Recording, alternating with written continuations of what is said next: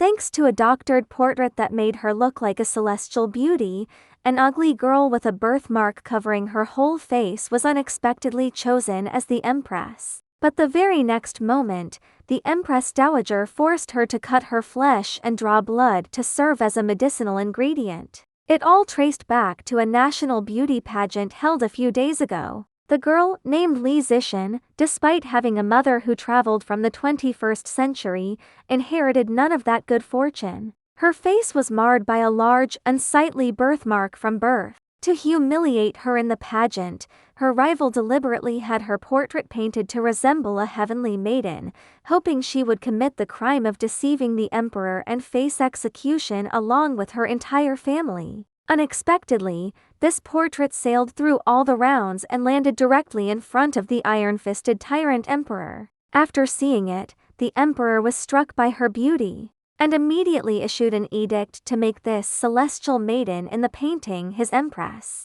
This terrified Li Zixin's family. Entering the palace meant death, but defying the edict also meant death. With no other choice, she had to bravely face the emperor. When the emperor saw her true appearance, he flew into a rage, and ordered her entire family to be executed on the spot. At the critical moment, the quick-witted Li Zixin pointed out a line of small print beneath the portrait. Portrait for reference only, actual product may vary. Amused by her unconventional move, the emperor not only spared her life, but also proposed an even more absurd deal. If Li Zixin was willing to play along with him in a fake show of affection to deceive the Empress Dowager, who constantly nagged him about marriage, he would set her free afterward. To save her family, Li Zixin had no choice but to agree, thus becoming a contract-based empress and beginning her wage-slave-like existence with the tyrant. However, her first challenge was the ultimate boss, the Empress Dowager. Disgusted by her ugly appearance,